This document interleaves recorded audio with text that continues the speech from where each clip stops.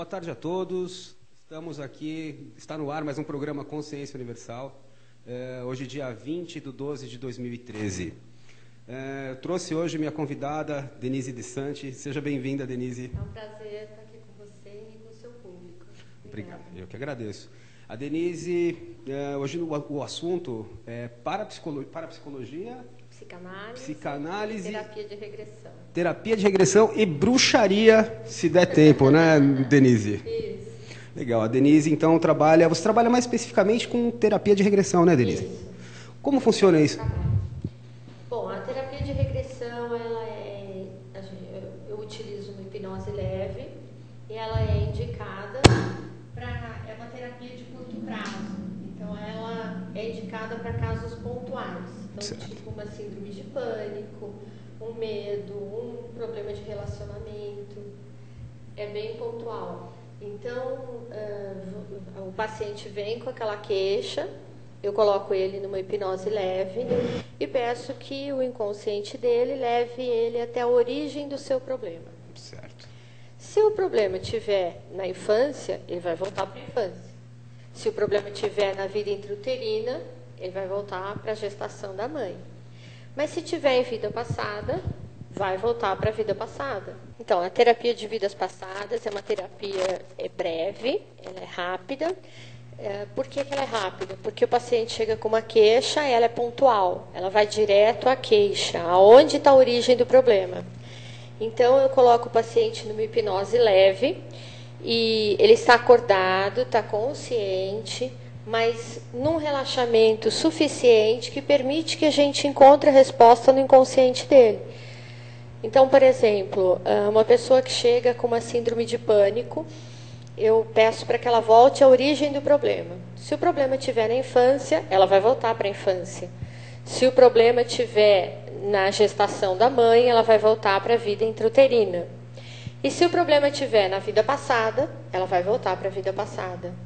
Quando volta, é localizado o problema, é reconstruído, ressignificado através de uma técnica, a gente muda, tira o trauma, que tem uma emoção ruim, e coloca uma emoção boa naquela situação. Consequentemente, o sintoma que ela tem decorrente daquele trauma desaparece. Substitui uma emoção pela outra, né? Isso. Isso é através da hipnose, Denise? Através de uma hipnose leve.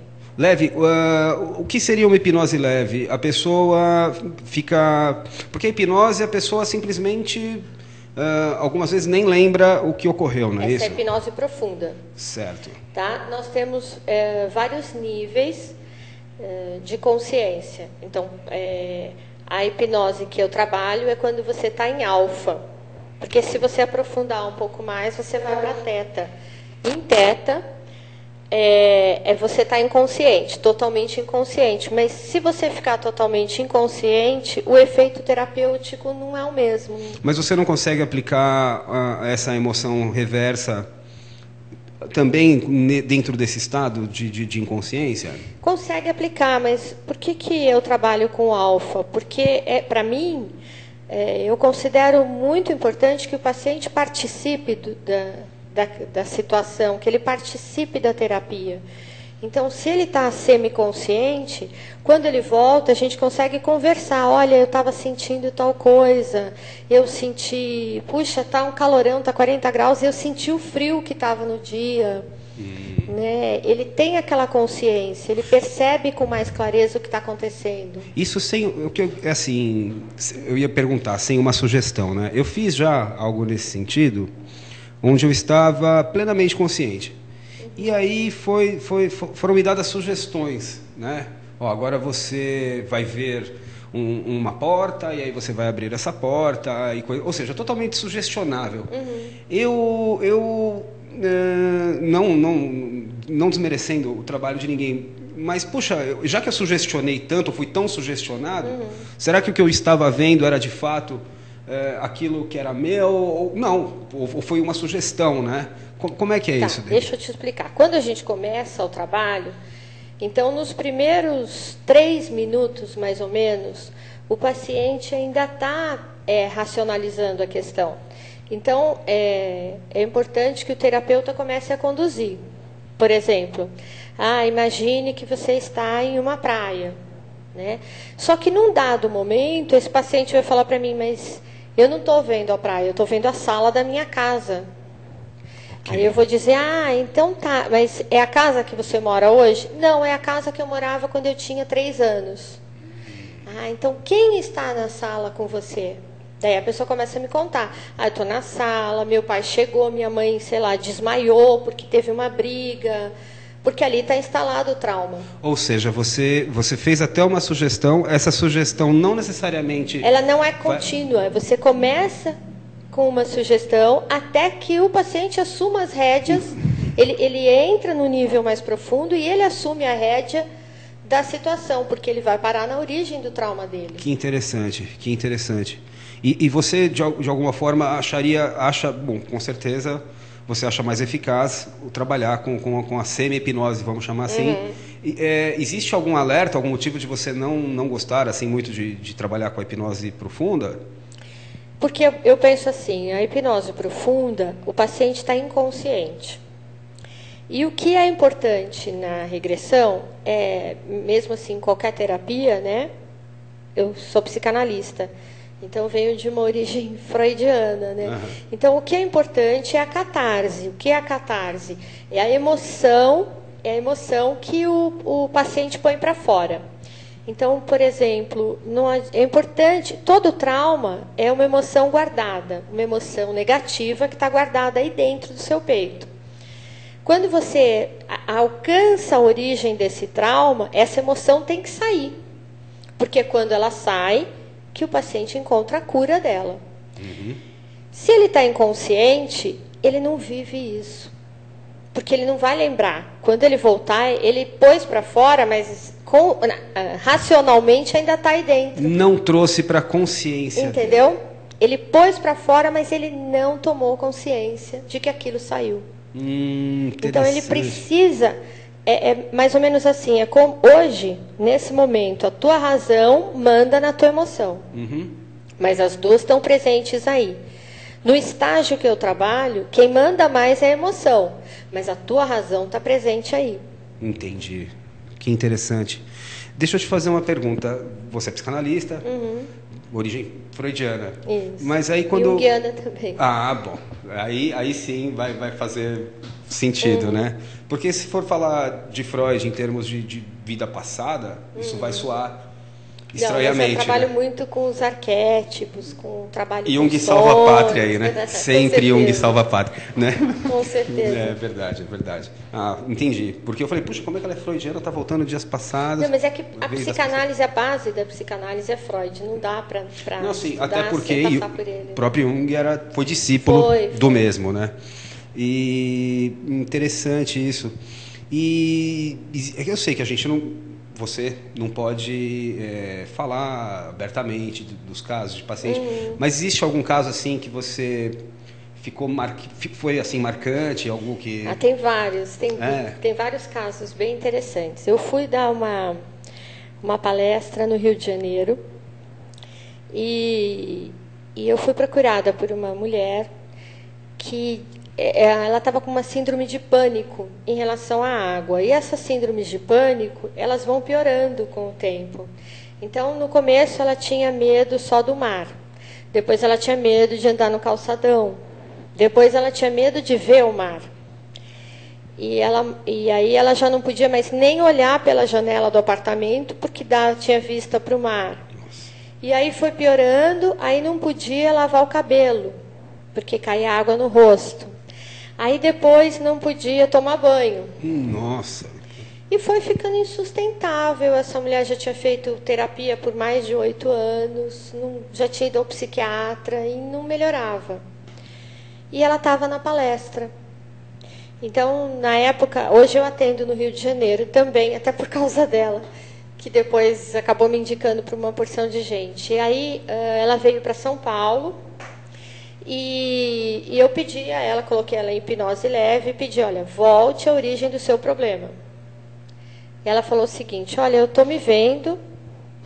Não, eu vejo uma criança que no começo ela nem tinha percebido que era ela. Eu vejo uma criança, é uma comunidade ribeirinha, tem um rio e essa criança sente muita fome. E tem uns adolescentes com lanche. Ela foi até lá e pegou o lanche dos adolescentes que perceberam e quiseram dar um susto nessa menina. Então amarraram ela numa tábua e puseram no rio. A tábua virou. Eles perderam o controle da situação. Ela ficou com o rosto imerso na água e morreu afogada. Puxa. Por isso que ela tinha o pânico da água e foi piorando pelo rosto. E aí nós reconstruímos. Então ela imaginou que ela pedia perdão para eles, que ela dizia que não ia mais roubar o lanche. Imaginou eles dando lanche para ela, eles amigos, brincando no rio. Então nós reconstruímos. Depois trouxemos para o presente. Aí ela se imaginou hoje como ela é na praia, lá que é onde ela morava, em Copacabana. Enfim. Aí essa moça foi embora para o Rio. Normalmente eu tenho uma consulta a mais, onde o pessoal traz a resposta para mim, o feedback, e com ela não tive, porque ela foi embora para o Rio. Meses depois eu recebi um e-mail dela, dizendo que assim que ela voltou ao Rio, ela conseguiu entrar no mar, ela fez aula de natação, e aí ela me mandou mensagem, porque ela fez essa regressão em maio. E em novembro ela me mandou uma mensagem dizendo assim que tinha sido a prova de fogo dela. Ela ganhou do marido um cruzeiro. Nossa, que bom. E ela conseguiu ir, estava muito bem. Puxa, Denise, parabéns, né? Parabéns. Muito legal. Para ela também, para a gente, né? Porque é um mundo, trabalho né? em conjunto, meu e do paciente. Não, sim, né? sim que seja, mas veja bem, foram anos de terapia. Ela fez 2 sessões comigo. É brincadeira. Porque existe, né, o remédio psiquiátrico, né? Porque existe lá uma questão química e tudo mais.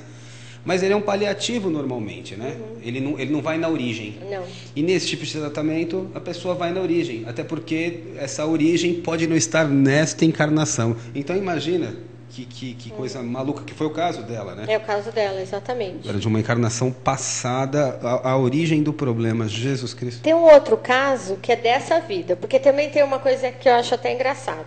Todo mundo que não consegue resolver o problema me procura e fala assim, olha, deve ser vida passada.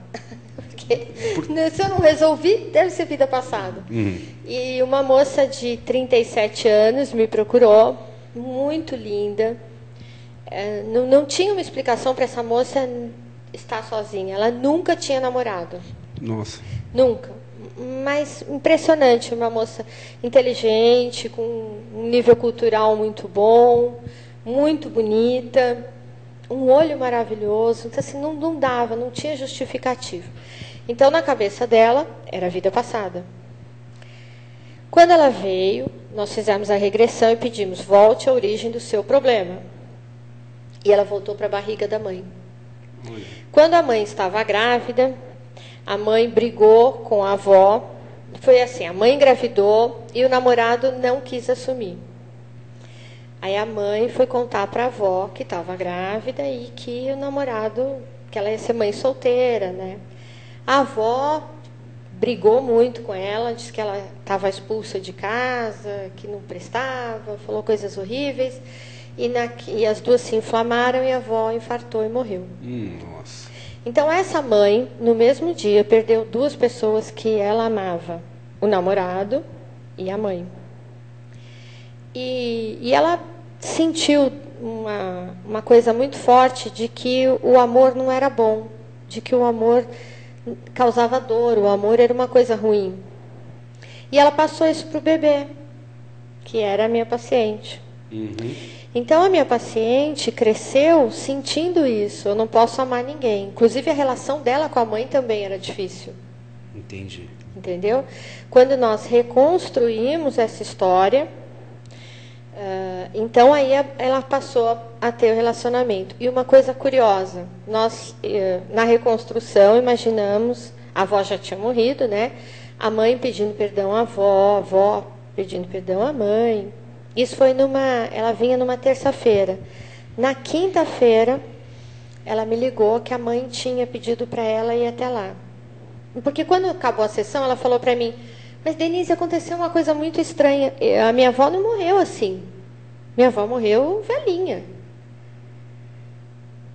Eu falei, bom, é bom você checar com a sua mãe. Só que antes que ela checasse, a mãe ligou e falou, olha, eu queria que você viesse em casa. Eu estou sentindo necessidade de te contar uma coisa. E contou, olha, sua avó morreu quando eu estava grávida, desta forma, tal. Daí ela falou, mãe, mas por que você está me contando isso hoje, do nada, depois de 37 anos? Ela falou, é porque eu sonhei com a sua avó. Sonhei que a sua avó vinha me pedir perdão. Nossa, gente do céu. Incrível, né? Que barato. Incrível. Nós reconstruímos e atingimos a mãe e a avó. Eu imagino, Denise, a bagagem que você tem. Faz quanto tempo que você trabalha com isso? Faz 22 anos. 22 anos trabalhando com pessoas neste nível. Eu imagino, porque isso deve enriquecer, inclusive você, não só como experiência. A gente aprende muito. Né? Pelo amor de Deus, imagina quanta loucura você não deve ter visto. Meus pais, assim, é comovente, é muito legal, muito bacana. Eu queria fazer alguma associação, porque justamente esse é o nome do Consciência Universal, é justamente a ideia é misturar, ou misturar não, ou mostrar onde as coisas se ligam, porque elas estão ligadas de alguma forma. Com certeza, uma grande teia, né? Exatamente. Eu particularmente, me formei em apometria, e a apometria trata também, dentro da visão mais voltada ao espiritismo, mas também trata toda essa coisa das vidas passadas ou de origem até desta encarnação mesmo, mas numa idade diferente. Né? Existe um processo lá dentro do tratamento que é detectado aquele problema nesta encarnação ou em outra.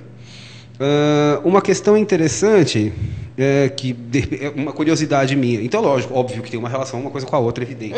Direta, né? Bem direta. Eu vi casos na mesa apométrica de que um assistido estava passando por algum determinado problema e a origem desse problema era de um obsessor, vamos colocar assim, né? Alguém que ele matou, inclusive eu vi um caso assim, do século XVI, na França, um rapaz tinha, numa batalha de guerra, tinha matado um inimigo, né? Vamos chamar assim, e ele sofria com a obsessão desse soldado inimigo. Que foi quem morreu. Até esse era ano de 2003, mais ou menos. Quando nós resolvemos ali, durante a sessão, a questão dele, né? Como funciona isso dentro da terapia de vidas passadas? Na verdade, eu acho que o problema é o mesmo, a forma de ver o problema é que é diferente.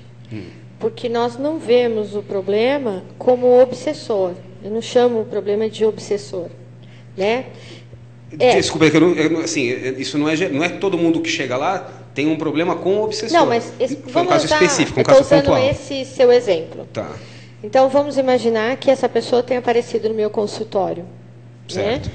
Então, o que vai acontecer? Ele vai dizer, olha, eu tenho alguns sintomas, eu não durmo de noite, ou eu tenho pesadelos com guerra, porque é o problema dele. Né? Então, eu vou dizer assim, então, vamos voltar à origem do seu problema. E ele vai ver a guerra e vai ver ele matando essa pessoa. E nós vamos pedir perdão e vamos consertar essa situação. E vamos dizer ao outro, olha, eu lamento muito se eu te fiz mal, eu não tinha essa intenção. Né? A situação me obrigou a isso naquele momento, porque estávamos numa guerra. Mas eu não vou mais te fazer mal. E automaticamente ele vai, não sou eu que vou induzir, automaticamente ele vai ver o outro, porque toda alma necessita de paz. Certamente. Né? Toda alma busca o perdão, toda alma busca a paz. Sim. Então, depois que a gente faz esse trabalho de perdão, aí eu implanto isso aqui na terceira dimensão. Tá. Então, eu digo assim, agora, então, que esse trabalho afete a sua vida aqui agora e a dessa pessoa onde quer que ela esteja. Se ela estiver encarnada, vai chegar lá onde ela estiver, como chegou na mãe e chegou na avó que está desencarnada. Se ela estiver desencarnada, vai chegar lá também. né? Então, o trabalho é muito parecido. O termo é que eu não uso o termo obsessor, entendeu? Qual termo você usa? Um desafeto. Um desafeto é cabível, É. sim, é um desafeto. Sim, perfeito, sim. E agora existe, eu estou falando assim em termos, seguindo uma linha de raciocínio espírita, vamos chamar assim. Existe alguma situação, já vi algumas vezes, de um determinado espírito não aceitar um perdão. Então, mas é que assim... Um pedido de perdão. Nós vivemos, você deve, faz parte desse trabalho de conscienciologia, né, que vocês usam, as dimensões. Então, existem várias dimensões. Quando eu coloco o paciente em estado alterado de consciência, eu trabalho com a 5ª dimensão. 5ª dimensão. Na 5ª dimensão, não tem essa resistência, porque nós estamos direto na alma. Nós passamos do espírito e estamos mais profundamente nisso, na essência da pessoa, na essência do ser. Certo. E na essência do ser, ele já está mais desprendido da energia da Terra. Tá. Então, ele tem a consciência de que ele tem que superar aquilo e que ele precisa daquele perdão, ele precisa reconstruir para sair daquela situação onde ele está.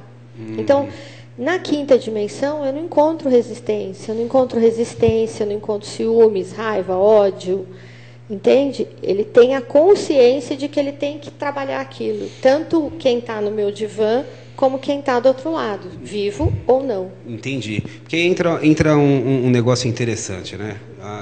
Na linha da apometria, existe um conceito de que são níveis de consciência. Cada encarnação que você tem lá os seus 7 corpos principais, largamente conhecido, né? Sobretudo através do hinduísmo e tudo mais. E o que acontece? Você tem lá o que a gente chama de 147 níveis de consciência, em média, enfim, que são as encarnações que você passou, né?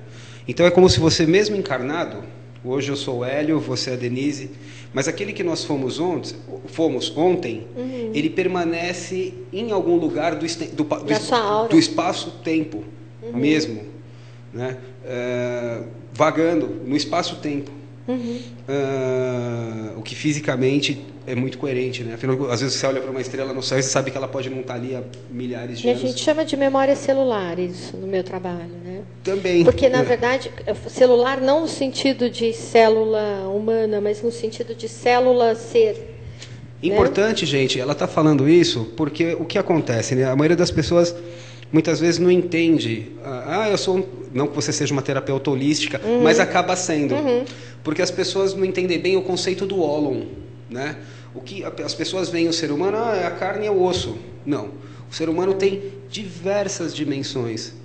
Isso, em termos... Que coabitam, como você falou, Exatamente. Ao mesmo tempo, no mesmo espaço. Isso se chama ólon, em outros termos. Por isso, quando fala, eu sou um terapeuta holístico, é porque você está tratando o ólon, você está enxergando o ser humano nas suas diversas dimensões, nos seus 7 corpos, nos seus 147 níveis de consciência, entre outros, inclusive em nível físico, do mais profundo, em termos até atômicos. Podemos chamar assim. É o ser humano como um todo. Então é mais ou menos isso, é o que você está dizendo. É o mesmo trabalho com nome diferente, né? Então não precisa haver É justamente isso que eu quero, Denise, acabar com essa coisa de... Não, Deus, o meu Deus é assim. Não, God é que existe. Não, God não, é Deus. Não, Deus não é God. Pelo amor, né? Então vamos juntar, né, tudo esse conceito. Então, do ponto de vista científico, porque a Denise ela é uma cientista, ela é uma pessoa... como é que eu vou dizer? Não é uma pessoa alternativa nesses termos, né, Denise? É algo realmente mais acadêmico. Né? Então, eu quero dizer, academicamente, nós podemos explicar também esse nosso mundo mais esotérico, mais... Enfim, né? Pode conciliar todas as coisas. Eu acho que a ciência está caminhando para isso, né? Para unir a ciência e a espiritualidade. Elas nunca estiveram desunidas. Né? Mas houve um tempo em que elas se contrapunham, né? Quantas pessoas foram parar na fogueira, como Galileu Galilei, né? Então, assim, eu acho que hoje os cientistas já consideram... Não, né? Ele teve sorte, o Galileu não foi para a fogueira. É verdade. Ele não foi. Ele acabou morrendo, mas não foi. O Giordano Bruno foi. Foi, que na verdade foi quem começou o conceito. Exatamente. O Galileu deu sorte que ele era amigo do rei, é amigo do Papa, né? Então... Não, e ele voltou atrás. Ele disse que estava mentindo. Giordano Bruno não negou. Exato. Foi exatamente o que aconteceu. Isso porque os caras queriam dizer que a Terra girava em torno do Sol. Então você imagina. Era uma heresia na época. Uma heresia, que absurdo. Inclusive interessante porque recentemente, acho que essa semana passada, né, Denise? A Denise foi dar não foi uma palestra, você teve em num fórum. Eu fui fazer um seminário, participar de um seminário no Fórum Mundial de Direitos Humanos em Brasília. Ela foi falar da intolerância religiosa, não é isso? Foi É sim. um dos pontos que a gente tenta aqui humildemente colaborar. Essa consciência universal é justamente essa ideia, esse modelo. Acabar com essa intolerância e mostrar que é tudo uma coisa só. E uma coisa que é importante, aproveitar o espaço que você me concedeu, porque de tudo o que foi discutido, muitas coisas importantes foram discutidas, obviamente, no Fórum Mundial, né?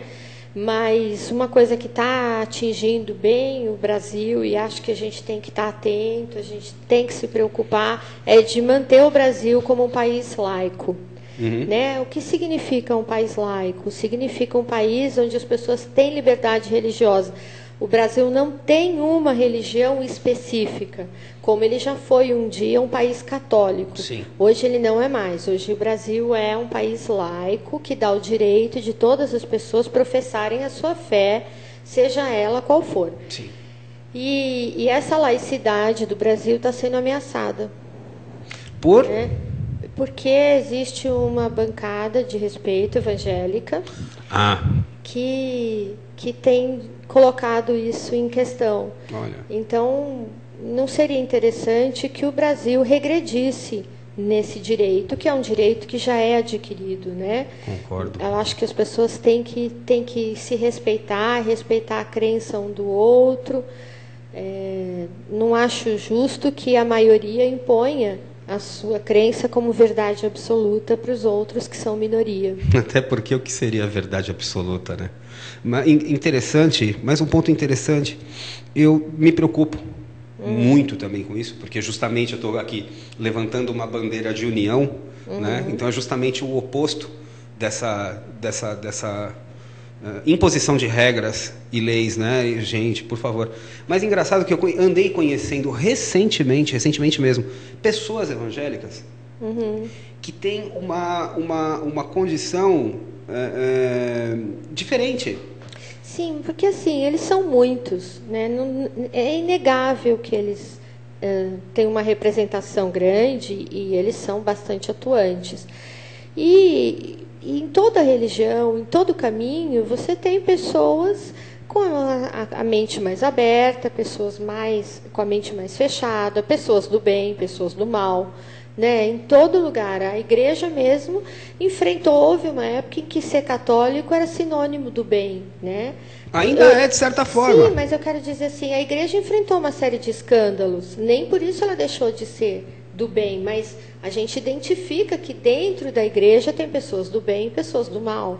Né? Dentro do evangélico também, dentro do bruxo também, dentro do espírita também, do budista também, em todos os caminhos. Porque o ser humano, ele tem o seu lado bom e tem o seu lado ruim. Bingo, porque a maldade está no coração daquele que faz e não no ritual daquele que pratica.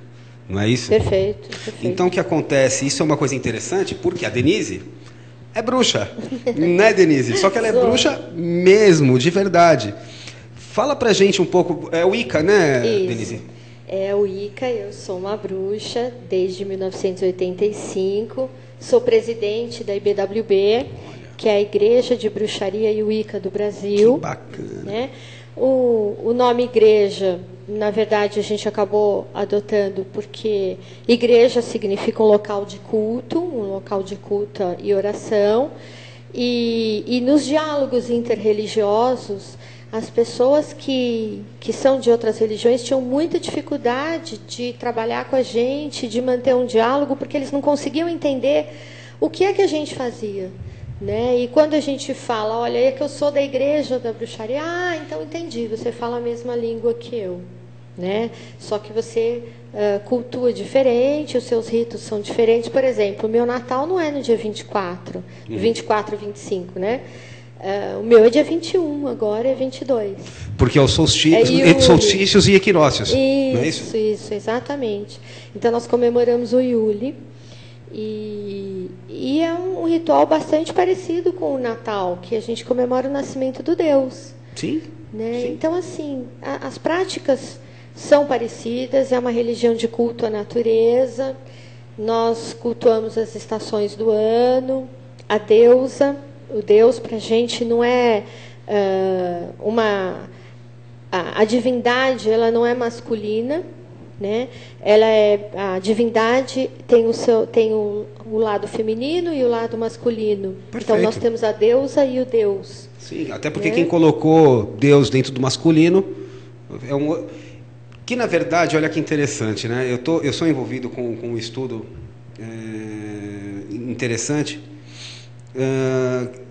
que trata de Deus, nosso Criador. E, assim, interessante, gente, eu ainda vou preparar esse programa. O Deus que nos criou acreditava em Deus também. E ele era do sexo masculino, porque ele tinha sexo. O Deus que nos criou. É interessante, depois a gente pode até mais tarde bater. Para mim, quem nos criou foi a deusa, porque não é uma divindade. Então, mas se você parar para pensar, a energia da criação é feminina. Concordo plenamente. Ela é basicamente feminina. É a fêmea que gera. Ela é basicamente a energia do sagrado feminino. Sim, sim. E é apoiada nessa crença que a gente cultua os nossos antigos deuses. Isso. E aí, isso é pleno, perfeito, perfeito mesmo. É que, assim, é interessante, gente, eu toquei no assunto, isso pode ficar um pouco confuso. Eu estudo a mitologia suméria, assim, modestamente falando. Profundamente. Então, o que acontece? Você encontra ali situações, e aí você traz referências para os dias de hoje, olhando para a tecnologia de hoje, olhando a mitologia suméria, vendo a tecnologia de hoje, você encontra coisas assim perturbadoras. Então, o que acontece? Existe sim, que para mim, né, Deus, dentro do meu humilde entendimento, é tudo. Inclusive os gêneros, masculino e feminino, a coisa da fertilidade é muito mais relacionada ao feminino, sem sombra de dúvida, né? Sem sombra de dúvida mesmo. Costumo, inclusive, dizer que eu, né, devo honras ao rei, mas eu sirvo a rainha. Eu sirvo a rainha, sempre. Né? Eu tenho alguns envolvimentos por aí, vamos chamar assim. Então, o que acontece? Dentro desse contexto sumério, a cultura suméria é o início de tudo, é onde tudo começou. As outras regiões do mundo absorveram aquela cultura, aquela mitologia, né?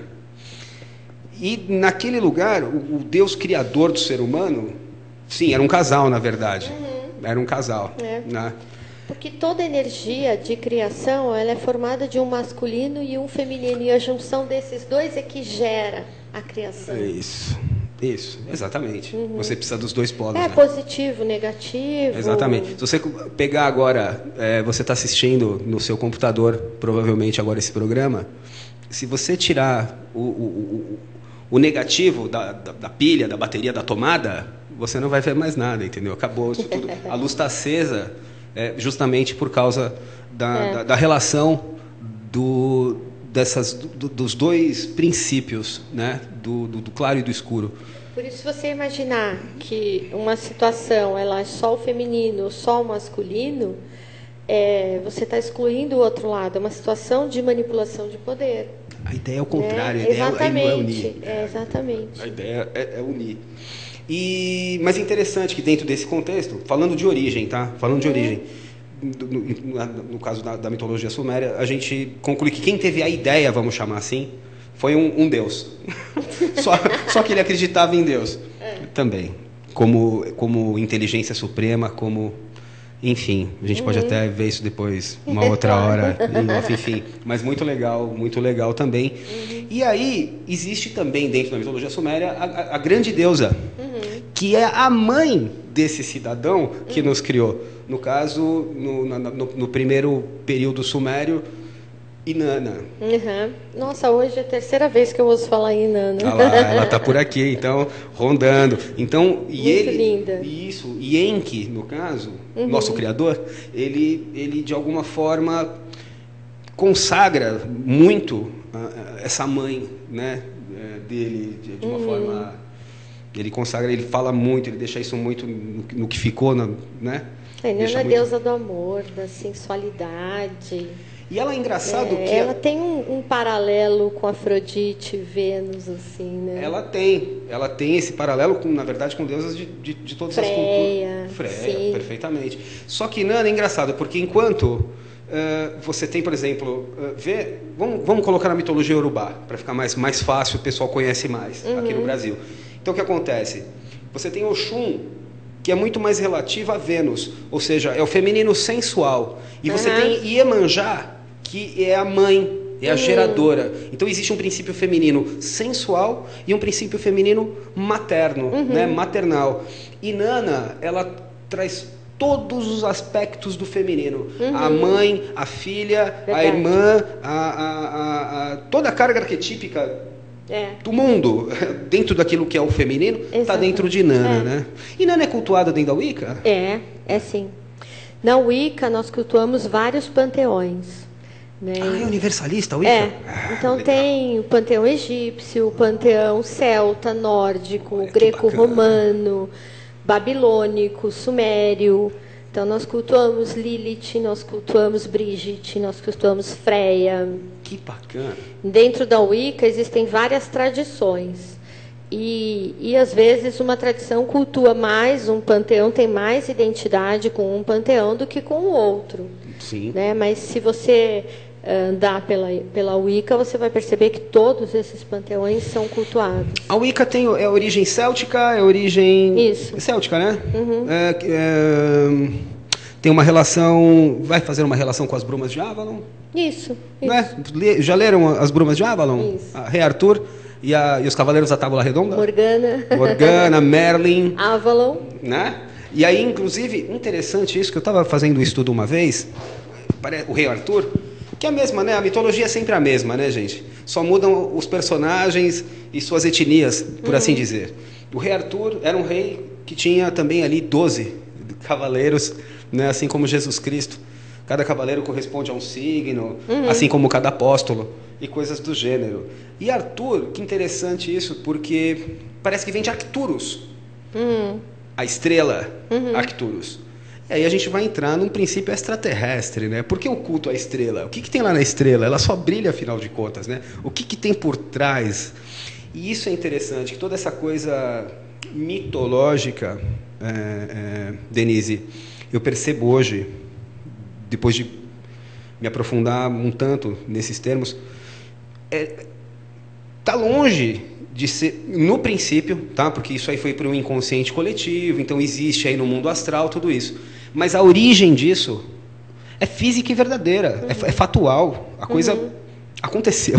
É porque é uma questão também de egrégora. Depois que você acredita tanto em alguma coisa, um núcleo, um grupo de pessoas acredita tanto em alguma coisa, aquilo acaba sendo plasmado, né? Acaba se materializando. Sim, mas não é nem só questão do acreditar. As pessoas passaram a acreditar e sim, plasmou e essa coisa toda, mas a origem disso ocorreu de fato. Supõe-se que sim. Supõe-se que... eu poderia dizer até um pouco mais... mais ou menos assim, eu trabalho com regressão, sou terapeuta de regressão. Então, é comum as pessoas me perguntarem, mas e aí? Vida passada existe? E aí? Então eu costumo dizer assim, olha, eu não posso afirmar que exista, né? Porque mas você é acadêmica... O que eu posso dizer é que muitas pessoas veem situações de antiguidade que se caracterizam como se fosse uma vida passada e que a partir daí elas solucionam problemas que até então elas não tinham encontrado a solução. Então, presume-se que vida passada existe. Presume-se do ponto de vista acadêmico, a Denise, apesar de tudo isso, apesar de ter essa cabeça aberta, academicamente ela não pode falar algo assim porque ela acaba se comprometendo. Mas a real, Denise, só entre nós aqui, ó, né? Então o que acontece? Eu tenho lembranças. Sim, acho que todos nós temos. Então assim... Assim como habilidades. Então, vamos imaginar, você nunca teve contato com o piano, mas você foi pianista numa vida passada. Aí não importa se aos 10, aos 15, aos 30 ou 50 anos, o dia que alguém puser um piano na sua frente, você vai ter a sensação de que você sabe mexer com ele. Nossa. E se bobear, você vai tocar, entendeu? Puxa, então o meu caso é estranho, porque eu comecei a mexer com o computador quando eu era criança. De onde que eu vim, então, naquela época? Mas, enfim, é isso mesmo. São habilidades, vai ver que você era um matemático. Não, o negócio era... Ou tocava piano. Pode ser. Era pianista, me familiarizei com o teclado, né? Mas, enfim, é interessante. E eu queria entender, tudo bem, então a Wicca tem essa coisa da origem celta. Provavelmente, no início... Quando inicia? Qual é o princípio? Quando inicia a Wicca? Então, nós acreditamos que a Wicca começou no período neolítico. Neolítico. Por quê? Porque o homem acreditava que a Deus... Porque o homem começou a buscar explicações. Sempre o homem busca explicações para tudo na vida, né? E de repente, assim, em tal lua tinha mais peixe que na outra lua, né? Na lua, a mulher sangrava sempre na lua tal. Mas aí, às vezes, ela ficava 9 meses sem sangrar e nascia uma criança. Então, tudo se explicava naquela época pela lua, pela ação da lua. Sim. Bom, se é a lua que manda no que acontece aqui, então a lua é uma deusa. No conceito, né? E então a sociedade passa a ser matriarcal. Sim. Né? E as mulheres passam a ter mais poder do que o homem, porque a lua dava esse poder para a mulher. Só que o homem não sabia que ele participava, que era ele quem fecundava. E depois de um tempo, ele começa a perceber que a mulher que não tem par, a mulher que não tem homem, ela também não tem bebê. Então ele começa a perceber que ele faz parte desse processo. Assim como o sol faz parte da natureza, porque o local que não pega sol, a plantinha não nasce também. Sim. Então aí vem o conceito do Deus e da deusa, o Deus Sol e a deusa Lua. Né? E daí para frente vem depois outros conceitos se agregando. Interessante, o período neolítico ele é antediluviano, né? Isso. Antediluviano. Isso. Atlante. Não sei, mas acredito que é anterior. É que quando a gente fala em antediluviano, é que eu não sei quanto, assim, em data. Se você considerar o homem da caverna, tem que ser antes, porque em Atlântida, em tese, em Atlântida, a vestimenta era outra, mas o homem da o conhecimento era outro. Mas o homem da caverna a gente está falando de 15 mil anos. A gente está falando de 10 a 15 mil anos. Isso, neolítico, acho que é bem antes disso. Acho que a gente está falando de uns 300 mil. Por aí. Eu acho, tá, gente? Isso eu acho, tem que olhar isso direito. Eu acho. E é interessante, a mitologia suméria começa, o primeiro registro, começa a 400, para ser mais preciso, 453 mil anos atrás. Com a chegada dos deuses na Terra. Os Anunnaki, né? Que em sumério significa aqueles que vieram do céu para a Terra.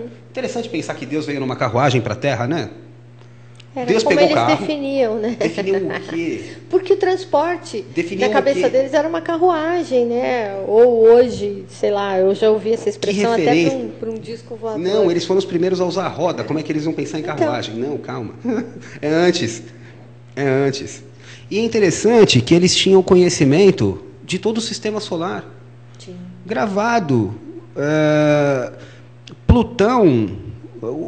naquela época só poderia ser visível a olho nu até Júpiter. Como é que eles falavam de Plutão? Que a gente vai ter Plutão depois de Galileu. E aí?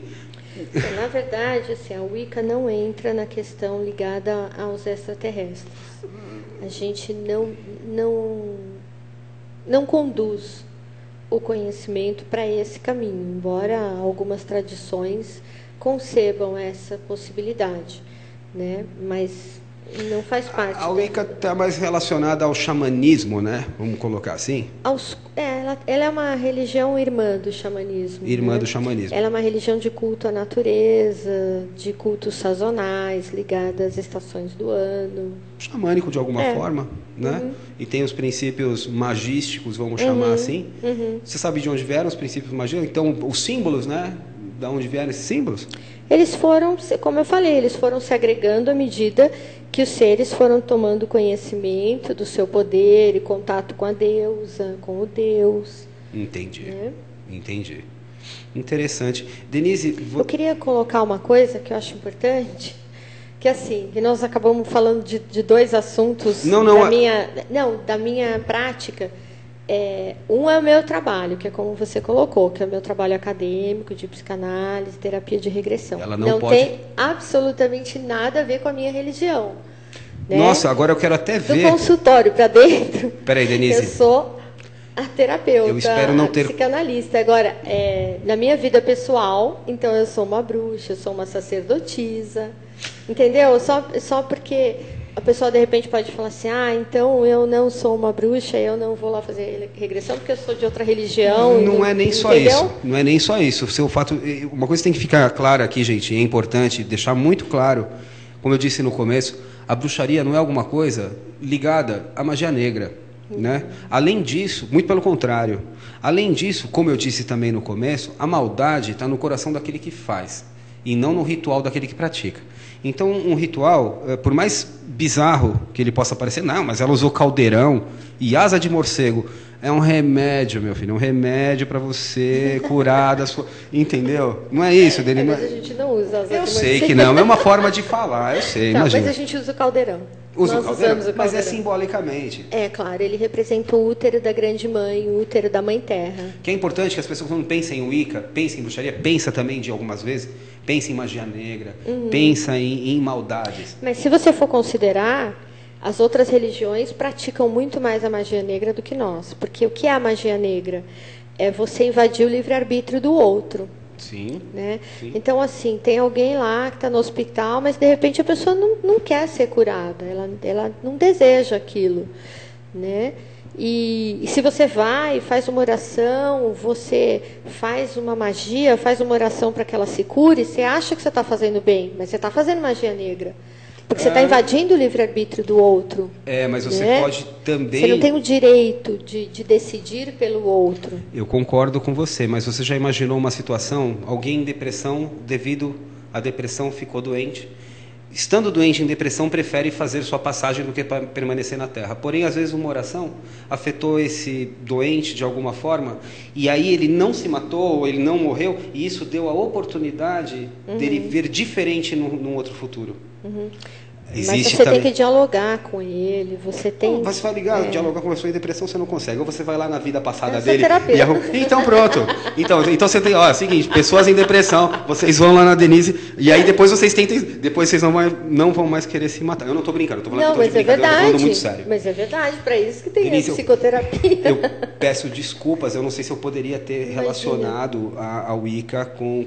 Normalmente eu não faço isso para evitar qualquer tipo de confusão, porque as pessoas podem achar, então eu vou no consultório dela, vai fazer bruxaria. Não faço bruxaria no consultório. Então só vamos deixar claro, ela não faz bruxaria, ela faz a questão Faço terapia. A questão da bruxaria é uma outra coisa. É a minha religião, é a minha crença. Isso eu faço nos meus cultos, nos meus sabás, como vou fazer amanhã. E ela não usa isso no tratamento... Não. Que é o trabalho dela, que é a coisa da terapia e tudo mais. Uma coisa, outra coisa. Isso. Peço desculpas, Denise. Eu achei que, quando nós conversamos anteriormente, como nós tocamos no assunto, eu até entendi que nós íamos falar das duas coisas. Não, mas tudo bem. Não tem problema. Tá bom. De qualquer forma, deu para vocês sentirem aonde chega, né?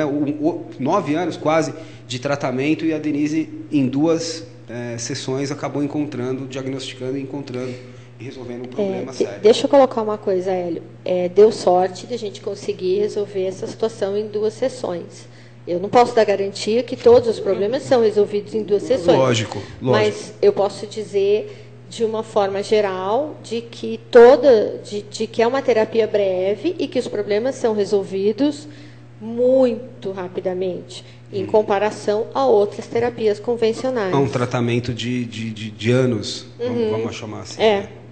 Entendi. Nunca não tive paciente que passou de 6 meses para resolver problemas. Entendi, né? Entendi. E o fundamento é o mesmo? Por exemplo, eu já ouvi falar que tanto o pânico, que são os males do momento, né? Depressão, a depressão, pânico. Dizem que né, que tudo isso são sintomas de transtornos de ansiedade. Também. É correto dizer isso? Eu não diria que são transtornos de ansiedade, mas eu diria que muitas vezes eles são concomitantes, eles acontecem ao mesmo tempo. Né? Mas, assim, outra coisa que eu acredito, nessa experiência que eu tenho, eu já tive vários pacientes que chegam e falam assim, então eu sou bipolar, e eu vim aqui, mas não tem cura. Não tem cura. Eu não acredito que não tem cura. Me perdoem, né, a classe médica. Eu não estou dizendo que é para ninguém parar, porque é para as pessoas pararem de tomar medicação ou não procurarem um médico. Mas eu não acredito que não tem cura, porque eu já vi situações de pessoas encontrarem desafetos, situações mal resolvidas de vidas passadas, e que quando são resolvidas, aqueles sintomas, aqueles comportamentos desaparecem. Entendi. Né? E isso você vê muito também na apometria, de pessoas... na apometria vocês chamam de personalidades... São níveis de consciência. Não, mas tem um nome específico.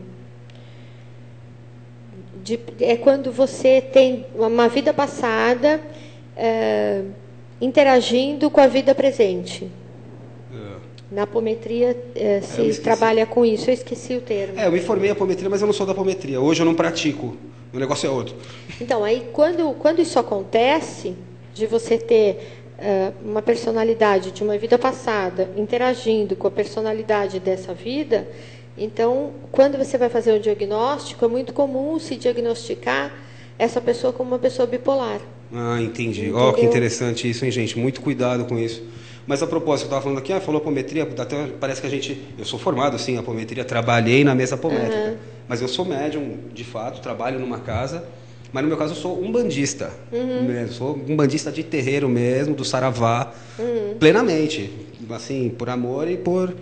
Uma bonita religião. Eu gosto demais. É parecida, inclusive, com a Wicca em muitos aspectos. Algumas deidades. Sim. Na verdade, é o que eu estava dizendo, né? Oxum, Afrodite, Astarte, enfim, Ishtar, e por aí vai. Vai chegar em todo mundo aí, que traz a mesma carga arquetípica, né? Todos os mitos se encontram, até porque eles têm uma única raiz, que é Suméria. Né? Denise, nós estamos chegando... ainda tem mais um pouquinho? Entendi que estava... Que bom. Ainda tem mais um pouquinho. Que bom, deixa eu conversar mais um pouco. Então tá. Deixa eu te comentar uma coisa que... Perdão. Antes de você fazer esse comentário, quero que você faça, por favor. Eu quero o seu contato. Vou passar. E-mail, site, e-mail, telefone. Tá. Meu telefone é 11...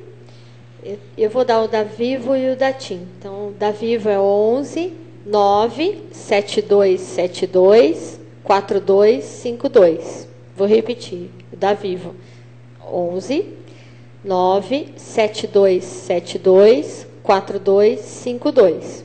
Tem o da TIM, que é 11 98408 9990. Vou repetir, 11 8408 9990. Eu atendo na Vila Mariana, bem pertinho do metrô Ana Rosa, atendo em Jundiaí e atendo no Rio de Janeiro, no bairro Tijuca. Aí, tem site? Você tem um site? Eu tenho um site, só que eu estou reformulando ele. Então, não sei quando vocês acessarem, se ele já vai estar no ar. É www.denisedesante.com.br. Tem o Facebook, que é a mesma coisa, Denise Desante, e meu e-mail. Legal, gente. Tem mais um segundinho para ela contar. Conta para a gente, desculpa, a gente interrompeu. Conta para você contar alguma coisa, eu parei para passar seu contato. Eu esqueci agora. Mil perdões. Imagina, nada é importante. Gente, esse foi mais um programa Consciência Universal.